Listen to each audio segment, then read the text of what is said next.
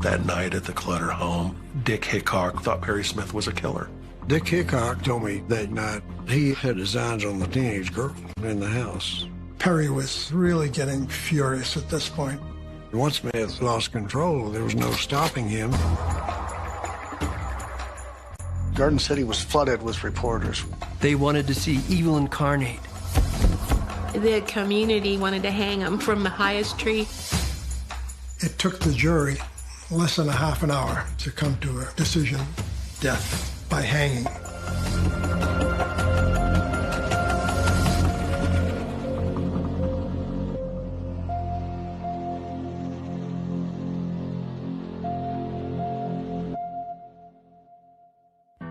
I decided to follow this case shortly after it occurred until the case was solved in the arrest of two young men, ex-convicts.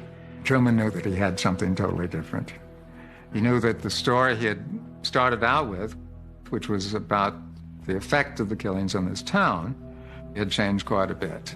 And it was a much larger project altogether. This new adventure of mine, this experiment, is what I call the nonfiction novel. A nonfiction novel being the synthesis of journalism with a fictional technique. Capote wasn't a trained journalist, but he definitely felt that he would be the one to change the game for literature. He had cultivated this relationship with these strangers over a course of 5 or 6 years. Those strangers turned into friends. I wonder if you've seen these pictures of Alvin Dewey. You know, Alvin was the detective in charge of the case. We became very good friends all these years.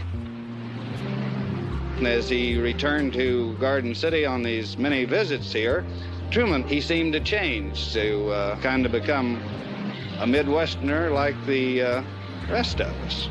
That's right, we're very good friends. I remember Truman would write to Mom and Dad and say, could you find out this information as he was writing the book? And they would send it to him. A number of questions have come up over the years of whether Dad granted special access to Truman, you know, access to records or information. Professional? Probably it was not professional that Al Dewey shared everything, but it's the way Al Dewey did things, and it worked, and thank God it did. In Cold Blood is the story of these people, the Clutters, who died together November 15th, 1959, and Perry Smith and Richard Hickok. Is the story of their lives and their deaths. Truman had a keen sense of the drama of the Clutter murders. And so Truman's task was to interpret events in a manner that would create a narrative. He had to frighten you, but it had to come out organically from the facts. It was really daunting for Truman. This is the farm where the murders were. Whether he could take this large subject, which dealt with death and love and murder and all Dostoevskian kinds of intricacies, whether he could do that was another question. I always had this theory that if you want to move someone else, you yourself necessarily must have been deeply moved by what it is that you're writing. But you must keep exploiting that emotion in yourself over and over and over and over till you become completely cold about it. Truman knew that he had a book that would be something special, not only a bestseller, but something that would change his life forever. But Truman knew that other people were after the story. Mac Nations was a journalist, freelance writer, who had an in with true crime type magazines and wrote a feature that was the killer's side of the story from Dick's perspective. But Mac Nations couldn't get both men, Perry and Dick, to agree to working with him, only Dick. So Truman had an advantage over Mac Nations in that regard. Truman, was it hard to get to know Dick and Perry? Dick was very easy to get along with and easy to know because he was like somebody you would meet on a train who would just start up an instant conversation and wanted to tell you everything that ever happened to him. But Perry was a strange and difficult boy. But of the two, I certainly got, in the end, what I consider closer to him because he was so difficult to get close to. But we became very intimate, an intense sort of friendship. It wasn't love.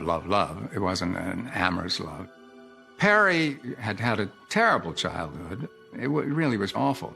Truman had also had a bad childhood, but it wasn't anything like Perry's. His problem was lack of love.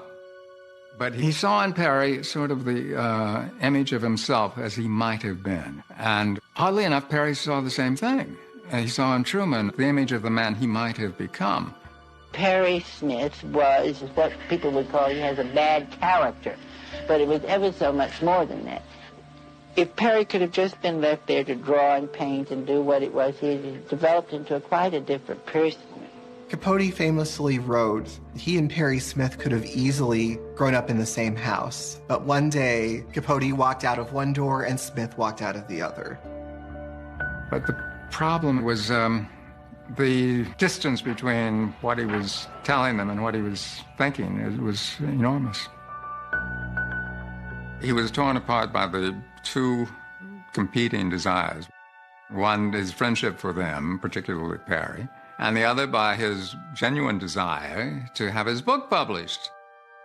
And his book was still simmering, year after year. He had to have a conclusion. In Truman's mind, it had to end with the execution. And of course, he was absolutely right. It couldn't be anything else. Because it would put a period at the end of this story. But yet, these two fellows were getting stays of execution.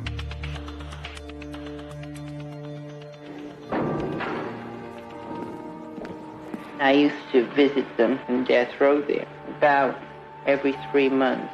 They both used to write me twice a week.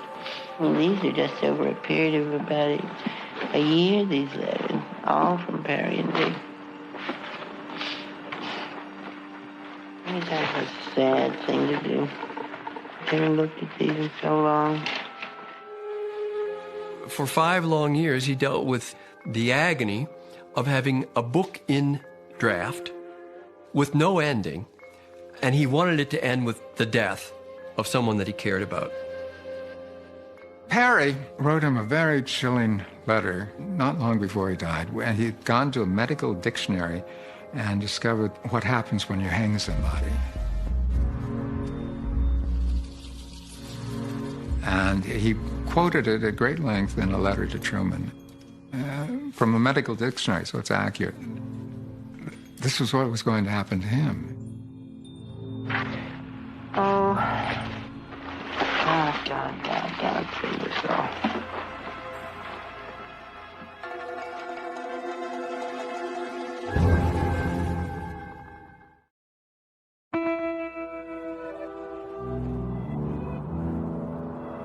Tonight, shortly after midnight, 2 men, residents of this institution since 1960, will be hanged by the neck until dead. Richard Eugene Hickok and Perry Edward Smith have exhausted all legal means of escaping the gallows. 4 men are on death row of the Kansas State Prison awaiting execution. Tomorrow, only 2 will remain. In early 1965, the appeals were coming to an end and a date for execution was set. So Perry Smith wrote to me and asked me if I would serve as a witness for him to his execution. This is the sign-in list for the execution for Smith. I was next to last sign in, and Capote was the last one.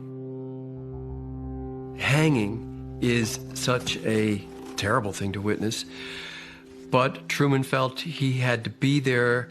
This was the last chapter of the book. He had to see how his friend died. The day of the execution, there was kind of a carnival atmosphere around. And we had to set up roadblocks on the south side of the penitentiary because curiosity seekers was going around. Everybody's all excited, and it was just crazy. I went up in the afternoon, and they let me visit him. He was eating a pound of ice cream. He was in pretty good spirits. And he said he was ready to go. Dick Hickok, he had gotten word to his first wife, Carol, that he'd like to see her, but Carol had remarried and didn't want anything to do with him. But then she changed her mind, and she did go and see Dick on the last day of his life. She came with her husband to tell Dick goodbye. Dick asked about the children, of course, and he was very apologetic. Apparently, Dick had started reading the Bible the last few days of his life, had found religion, and Carol reported seeing a golden aura around Dick's body. Richard Hickok, he called me down to his cell, and I told him, I said, Richard, you want a cigarette? He said, oh, no. He says, cigarettes causes cancer. And he was just joking and laughing all this time. And that's when they started putting the old harnesses on them, cuffs to cuff their hands down on their side so they won't throw their arms out when they go down through the trapdoor. That's when the joking stopped. The execution is at midnight in one end of a big warehouse, wooden gallows, 13 steps. The hangman, he would stand on top of the gallows with his back to the audience. And it's okay, Dick, it's time to go. He walked out his cell, and he was just as white as a sheet. And he just stepped there, and he just looked at the sky back and forth like this. And he said, are there any members of the Clutter family present? The deputy ward said, no. And Hickok, he says, no hard feelings. He said, you're sending me the better place than it's ever been. Up the steps he went. Then the hangman lowered the noose, and he walks up to the lever. He gets hold of the lever, and the warden went like this and pushed it, and that was it. And they, all of a sudden, his pigeons just flying every place. They was up in the rafters. They're just flying every place.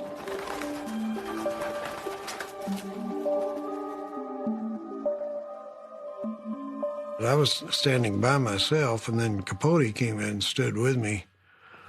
He'd been drinking, and he was crying, obviously distressed. Of course, he was not really geared to some emotional experience of that enormity.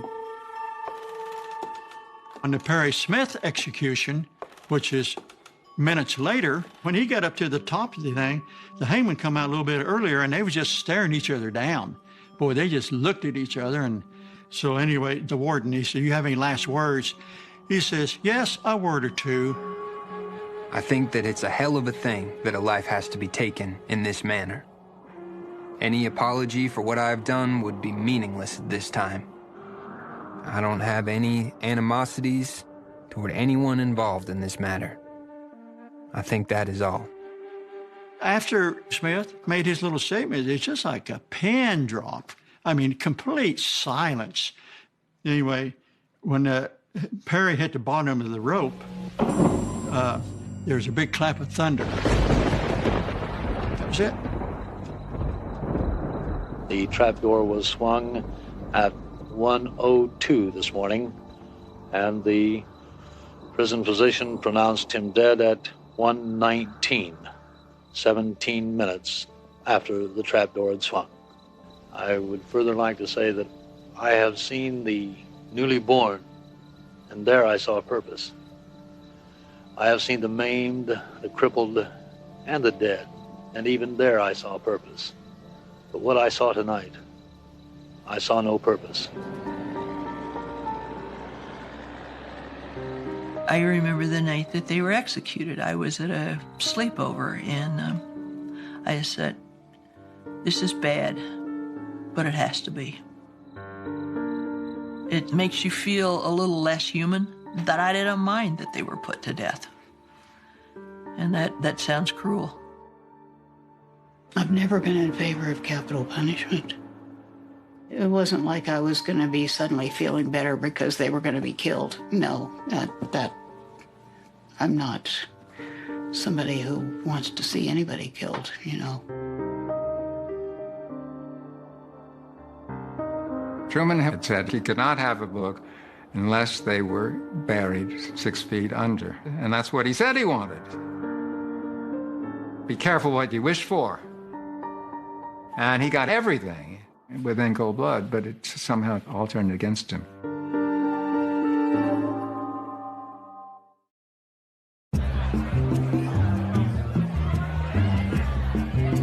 Truman Capote became famous almost 2 decades ago, but nothing he'd written prepared the public for the dramatic impact of his latest work, In Cold Blood. It is my pleasure to introduce to you Mr. Truman Capote.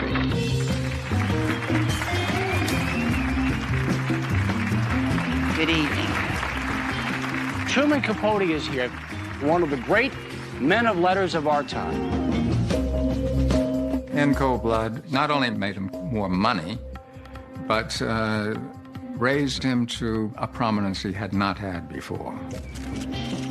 He was the most famous writer in America, most famous writer in the world, probably. I really think you've written a masterpiece here. Thank you. You'll get a much better dedication. There is no bookstore in Garden City, but Norris Drug Store has never sold as many copies of any book as In Cold Blood. Thank you so much. Thank you very much. Finney Countians gave Capote a warm welcome at an autographed tea in the Garden City Library. It's been a privilege to have you. Well, thank you very much. It's been a great privilege to be here. Thank you. In regard to the book, I think it is very accurate and very well written. I just love it. I think it's marvelous. But it certainly is real. My husband was Herb Clutter's college roommate, so he'll be especially happy. The people of Finney County who are buying the book are divided into 2 camps, those who like it and those who feel the book exploits the murder victim. There was a little promotional applique that would appear on store windows that were selling the book, and it looked like it was a little blotch of blood with the title In Cold Blood in white on this black blotch.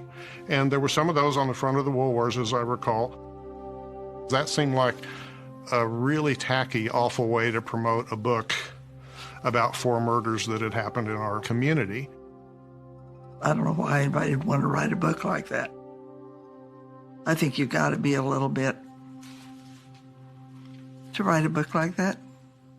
I think the town as a whole appreciates all that Truman has done. There are a few who are not happy about it, but I think probably they resent the fact that, say, an outsider came to publicize the murder. But what they don't stop to realize is that whenever there's a catastrophe, there is publicity. And we were fortunate to have someone like Truman do it for us. When Capote first came to Holcomb and Garden City, most of the local people had never heard of him. Today, his In Cold Blood is known here simply as The Book. And now there are 2 books every Western Kansan is sure to have read, The Book and the Bible. George Page, NBC News, reporting from Holcomb, Kansas. Richard Avedon shot several portraits of Smith and Hickok and Capote in the early 60s. Avedon was very famous as a fashion photographer. Capote was a very close friend of Richard Avedon's. And the most famous image of Hickok, he looks out at you with these soulless eyes. I was haunted by those photos. They just look terrible, like this is the end of their lives, and they know it. Now, Perry Smith, I look at this, and I don't think he felt sorry at all for the murders. But that is the magic of the book. At its most basic, In Cold Blood is a story of dichotomies. You have very good people, you have very bad people. Capote adds an element to those bad people by humanizing them, by talking about their psychology, their past, their nuances. I think it disturbed people as well because they found themselves curious and even liking the killers. They wondered how they could care about murderers. And by the end of the book, you as the reader do tend to feel a sense of pity for these two men. To know that people have been sitting in their living room reading a book about my murdered family, that's a real unsettling feeling.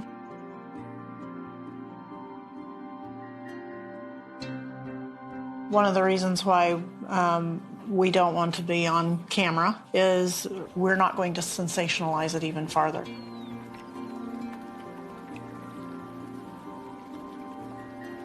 There were 45 inaccuracies in just the part that's about the family, which makes me wonder how much of the rest of it's actually even real. I administer the estate. We have asked one of the surviving Clutter daughters to mark objectionable passages in the first installment of In Cold Blood, which I am enclosing. Absolutely, hands down, the biggest one was the portrayal of Grandma. He makes Grandma out like she was a very sick woman and that she had no energy and she stayed in bed all day, and she was anything but that. Mr. Capote's perception probably arose from the fact that Bonnie appropriately sought professional help for periods of depression. Her health problems included recurring pain from a back injury when she was young. The person described in the book is not the person I knew. I'm sort of surprised that she coped as well as she did, but she was always reliable. You know, and she did do things in the community, and she did know how to keep house and how to, you know, can and cook and all the stuff you were supposed to know. How to be a woman, how to be a gracious woman. I understand that some people in the Clutter family are not happy with your portrait of Mrs. Clutter. I know that their minister wrote a letter to a newspaper saying that they were very unhappy about my portrait of the family in general, not particularly Mrs. Clutter. That's all I know about it. That one factor has been more hurtful, I think, than any other thing, because a lot of that stuff, the 45 things that are inaccurate, were little things. They felt like they were so burned by Capote. You know, my mom and aunt felt like, rightfully so, that they didn't trust anybody. They didn't give interviews and they just were quiet about everything. The Clutters became cardboard figures, hardly more than a backdrop for Capote's sympathetic depiction of the killers. I was angry. I thought that if he wrote about how they really were, that it would help heal how I felt, too, because somebody else would say how important they were. And what I read was just like they weren't real to him. We're real here. We're not cardboard people. They weren't cardboard people. They were real. In Cold Blood. Worldwide bestseller. Now a motion picture brings this book to the screen. This morning, the film crew for the movie In Cold Blood began shooting. The director, Richard Brooks, shouting his orders at the residence of the Herbert Clutter family. Richard Brooks was a very focused filmmaker.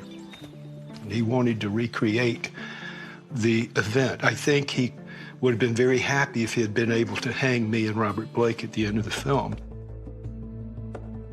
Brooks introduced the world to Kansas through the camera. And Quincy Jones introduced the rhythm and the tempo that kept the film moving along. Not many stories like that had been presented, you know. Shot in a location, the same place the murder occurred, so it was so really authentic. It smelled like the situation, you know. It felt like the situation. That's why Richard shot it, I'm sure. Some people would naturally like to see the whole thing forgotten.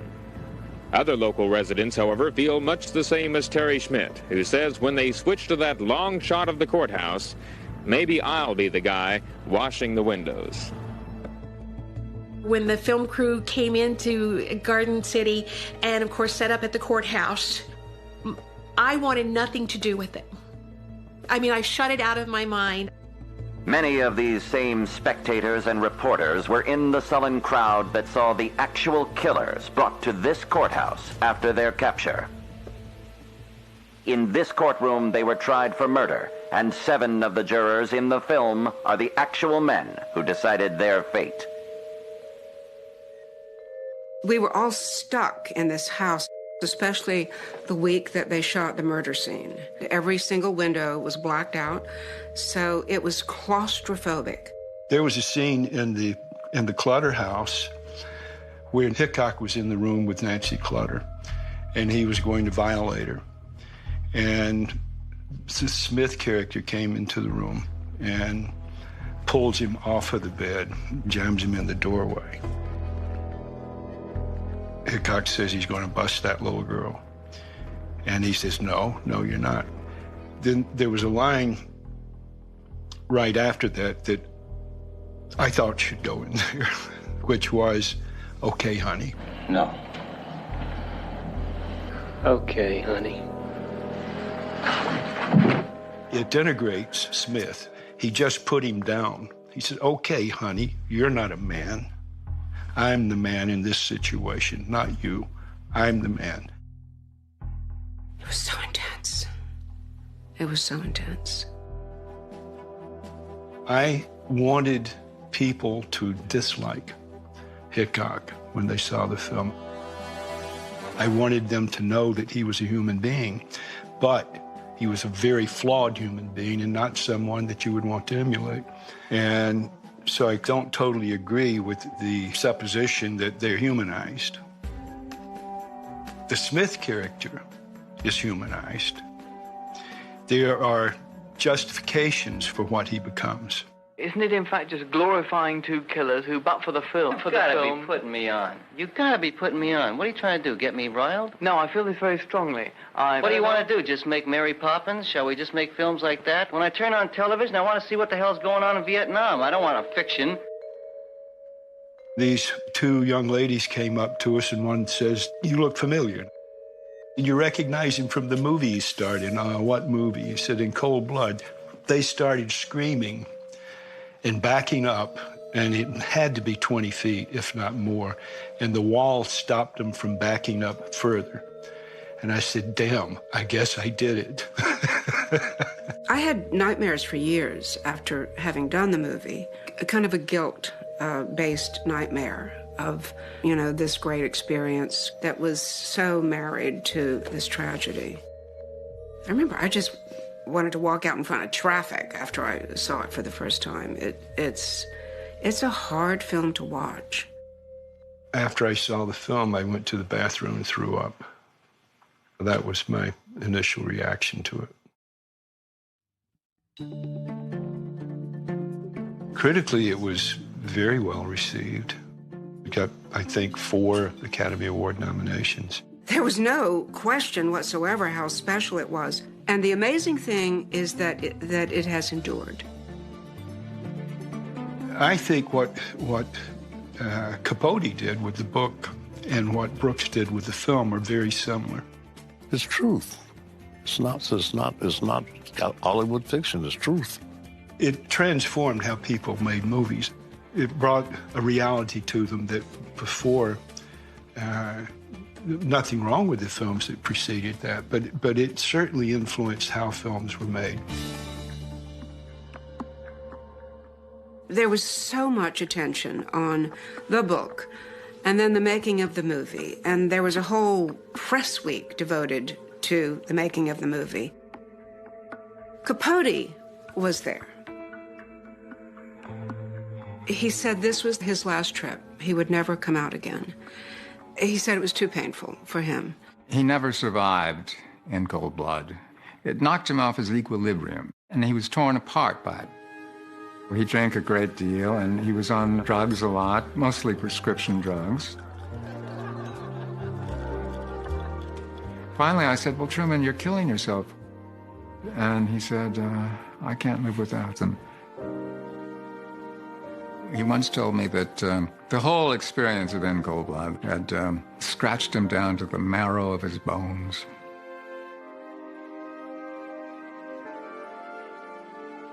Can I ask you some serious questions? Sure, you can go right in. I feel perfectly Have you been fine. drinking?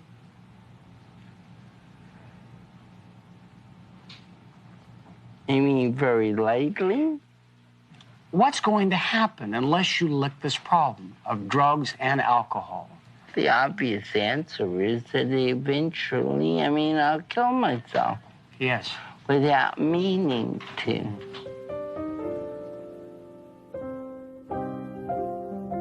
At his favorite summer watering hole, Bobby Van's in Bridgehampton, New York, Truman Capote's corner table was empty today, never more to be filled by the man who once described himself as a drunk, a drug addict, a homosexual, and a genius.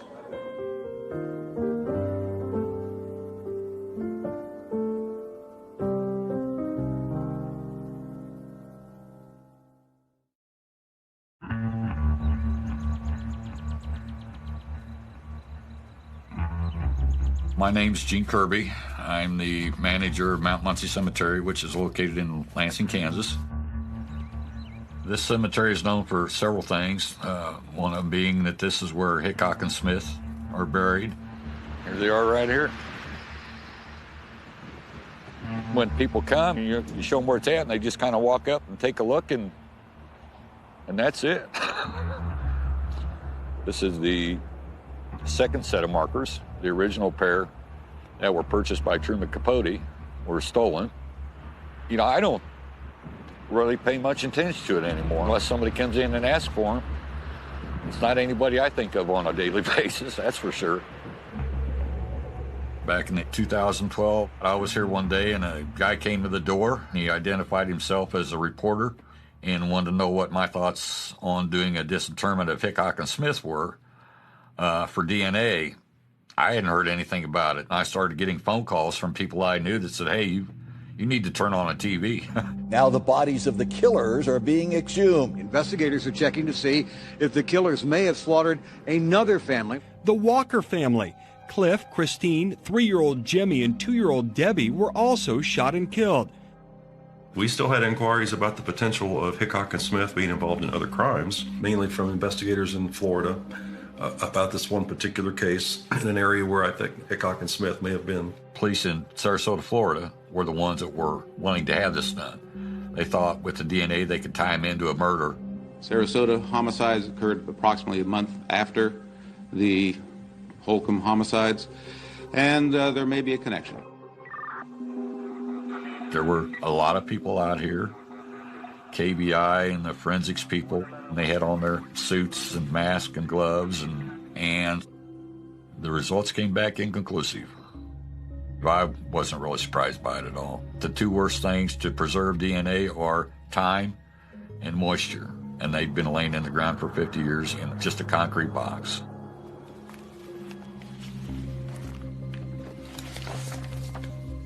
For years, many critiques have come out about In Cold Blood and the factual issues or inconsistent facts. And then the Wall Street Journal went one step further. There had been a hidden cache of documents that were discovered in the basement of Harold Nye. And basically, the issue was a prisoner, Floyd Wells, came forward on December 4, what turned out to be the most important tip of the case. What the Wall Street Journal pointed out was nobody went to go to the farmhouse of Hickok until the 9th.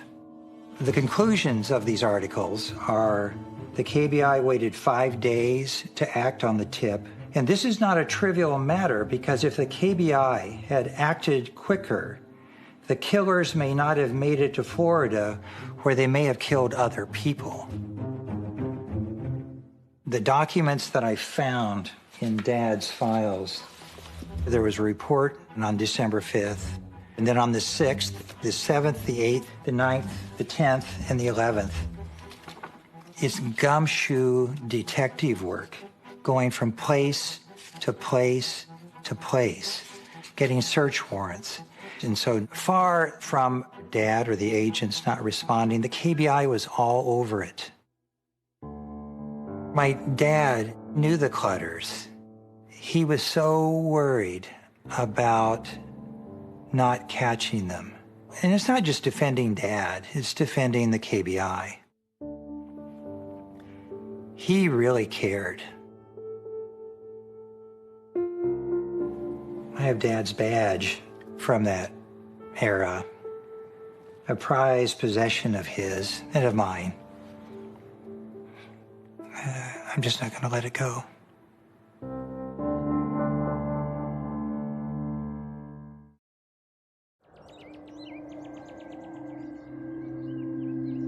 We've had people from all over the country. We've had a guy here from England one time to see where Hickok and Smith were buried. They far outnumber all the other requests put together. That's for sure. I've often wanted to ask people, since you came here, did you bother to go out to western Kansas and visit the graves of the Clutter family? That makes more sense to me, to go pay your respects to the family who suffered.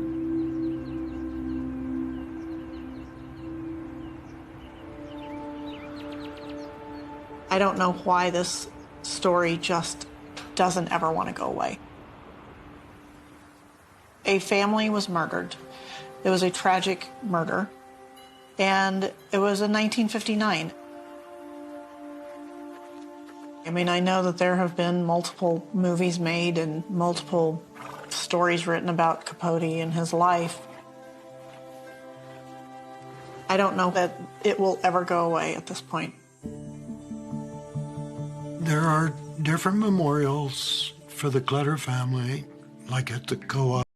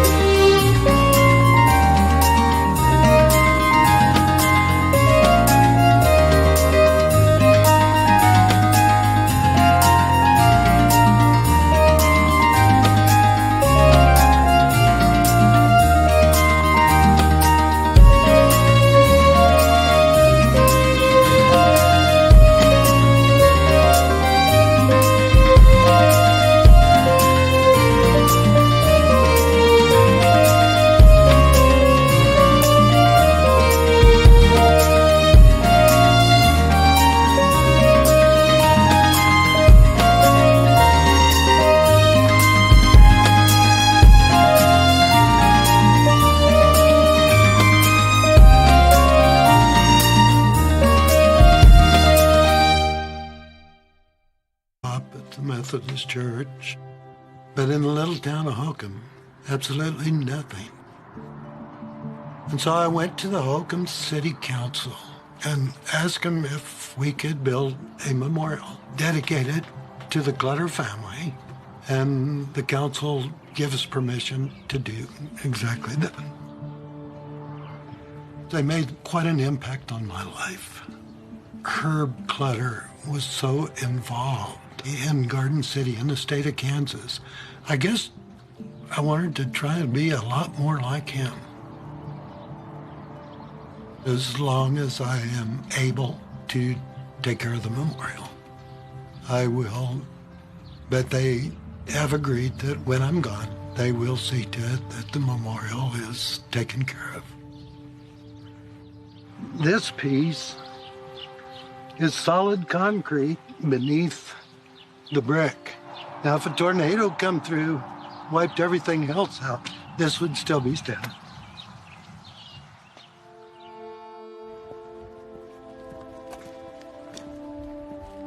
Yeah, there's an untold story. My older brother's gone now.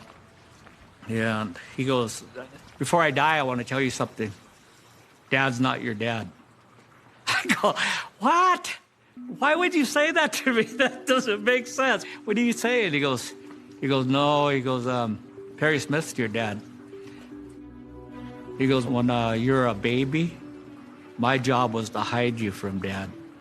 Mom and Dad fought all the time over you. And Mom would run to me and tell me, go hide little Jewel. He didn't like you. He hated you. When I asked my Aunt Cordelia, she nursed me. And she goes, well, Joe's not your dad, Perry is. You're short. He was short. You're stocky and broad-shouldered. He's stocky and broad-shouldered. If you look at his eyes and your eyes, they're the same eyes looking back at you.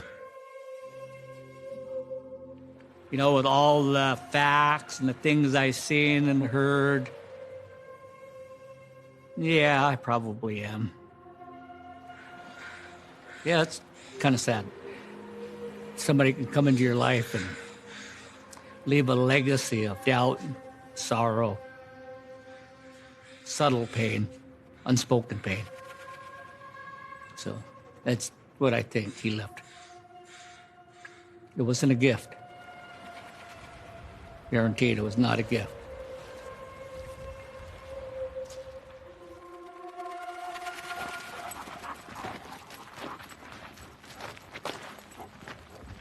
A death like that and a loss like that has so many reverberations. It doesn't just affect the mothers, the fathers, the sisters, the brothers. It affects the whole community. It affects the next generation and the generation after that. You can't separate the Clutter killings and In Cold Blood. You can't say they were a success, but together they were famous. This book is where we got the genre of true crime, but at what cost? Truman Capote never survived In Cold Blood. It was the greatest thing he had ever done, and it was the worst thing he had ever done. Holcomb and Garden City and all of Finney County, we don't want to be defined as the community of In Cold Blood. We don't want to be defined as the place where a terrible thing happened. We want to be defined as a place where a lot of great things still have yet to come. The murder, Smith and Hickok, the trial, the executions, everybody has heard about that. But what nobody really knows, except for a few, is how great this family was that was taken away from this community.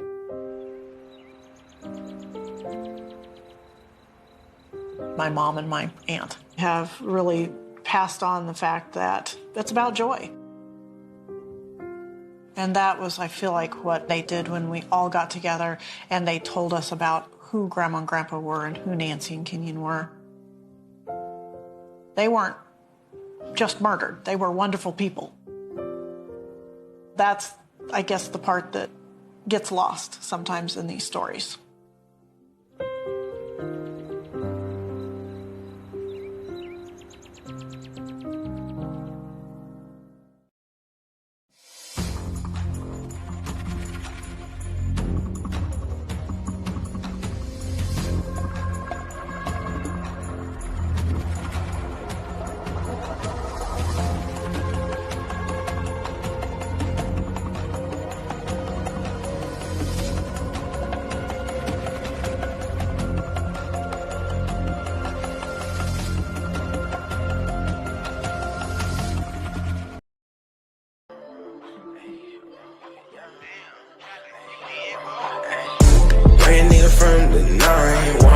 shadow, but I stay down. I was at the West Coast, now I'm in the East Coast. Saw you when